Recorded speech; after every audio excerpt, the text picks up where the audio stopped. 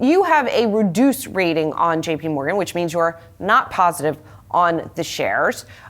Did this report validate that view in some ways? Yeah, and thanks for having me on. I think the reaction to the results validates the reduced rating, because the reduced rating really is a reflection of the view that we think a heck of a lot of positive news is priced in.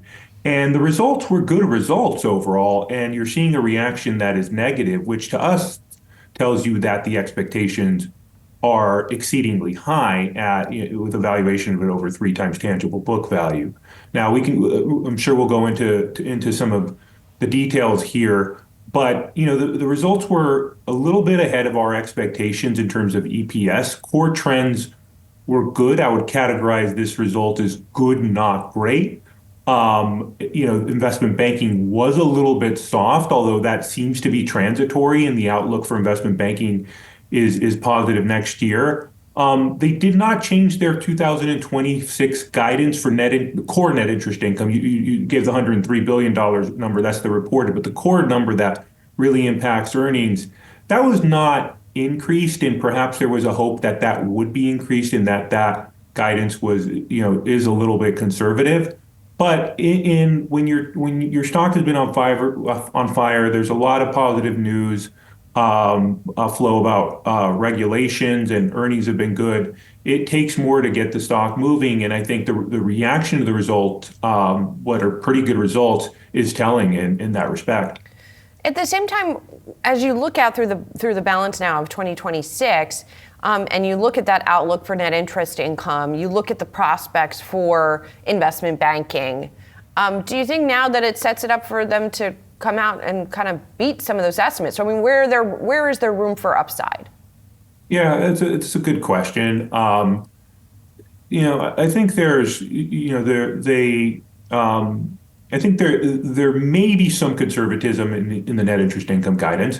They did roll out some of the underlying assumptions there, 2 rate cuts. That's probably fair. Modest balance sheet growth. I think there's potentially a little bit of upside there. They are expecting some compression in the margins or the spread they make on deposits. That might be a little bit conservative. So net interest income is an area where perhaps they can exceed their guidance. But I would say, Julie, even though consensus numbers are probably pretty much in line with that guidance, I think there has been perhaps a sense that JPMorgan guides very conservatively. So even if you were to come out a little bit ahead of those expectations, doesn't necessarily imply that the stock will react in a materially positive fashion.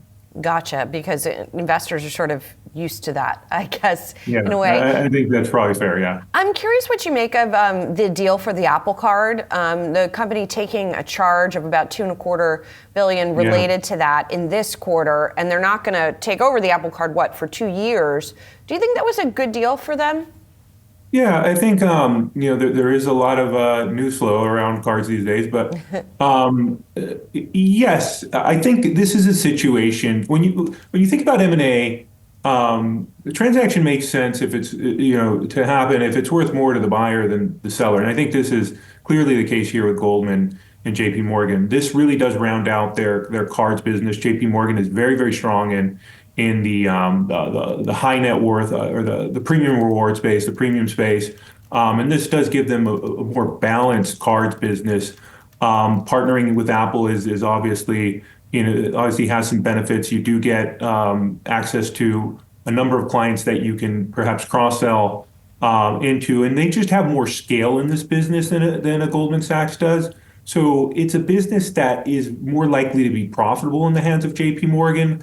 So I do think it makes sense. There is we'll take some time to integrate that portfolio, 2 years, but I do think strategically it makes some sense, and it is a business that if you run it right, it is a high margin, high profitability type of business. And speaking of credit cards, as you said, there's been a lot of news flow there. CFO of JPMorgan, Jeremy Barnum, said on the call that it would be very, very negative if this 10% cap went into effect. How negative have you gone so far as to sort of try and quantify what effect that would have on JPMorgan and the other banks? Yeah, I wouldn't. We published on this. We haven't quantified it. I've been a little bit careful about putting numbers around this, given the uncertainty, given a lot of uncertainty about this. Not just whether it happens, and there are some questions about how it even could be implemented legally, but also what the details would be. Would this be on all of the portfolio today, or would it just be on new origination? Would have a sizable effect. What I would say here is that the impacts would be very, very sizable. A 10% interest rate cap makes a very sizable part of the cards business unprofitable, and would mean lenders would, probably not provide credit to, large numbers of borrowers. It would be much more negative, obviously, for some of the consumer finance companies, and you saw that in the reactions yesterday, Capital One and Synchrony, where, you can run math that is pretty, devastating to earnings. From the banks, it is relevant. I mean, JP Morgan, cards are roughly about, roughly in the low mid-teens in terms of revenue contribution. But it does really change the nature of the business, and it would certainly have a material impact on earnings. That said, JP Morgan is so diversified and so profitable across the businesses that they could probably withstand it more than others. Of the other banks, Citigroup would probably be the most affected. The cards are about 20 to 25% of revenues and loans, so they would be impacted, and they have a big retail services business that would be or a partnership business with retailers that would be impacted. So I'm hesitant to really quantify it in specific terms, but it would be relevant, and it would have a not immaterial impact on profitability for Right. some of the big banks. Saul, we're showing not just JP Morgan, but some of the other bank stocks and how they're doing, and they're down broadly. Do you think JP Morgan has implications for the other banks? Does it sort of predict what some of the tone around some of the other numbers? Yeah, I think there's probably a couple areas where there is some implications, and generally I wouldn't say they're bad implications. I think like I said, underlying trends were generally pretty good. Loan growth picked up, NII was good.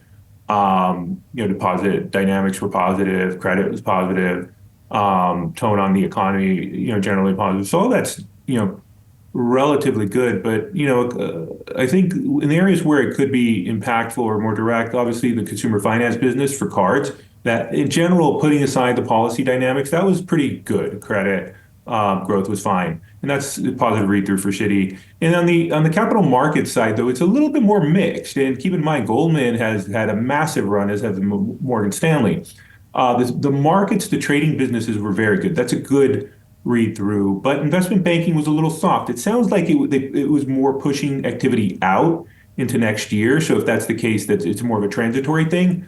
But again, the expectations are so high for some of these companies that unless you have a really, really strong quarter, there may be some disappointment. The only other thing I would mention beyond sort of the results dynamics is just the policy dynamics right now, which I think are sort of is an overhang here. And this is something we highlighted in our 26 Outlook report as a key risk to the sector. I think investors have grown to view policy as sort of a one-way dynamic towards deregulation and factors that are beneficial to banks. And I think some of the news flow over the weekend, the rate cap, social media post, and concerns about Fed independence have now, have called, maybe, have had an impact perhaps on that view, and reminded investors that policy changes can sometimes be risks as well. So I think that is hitting sentiment a little bit on the banks Yes. also. Fair to say, I think, Saul. Thank you so much. Good to see you. All right, anytime.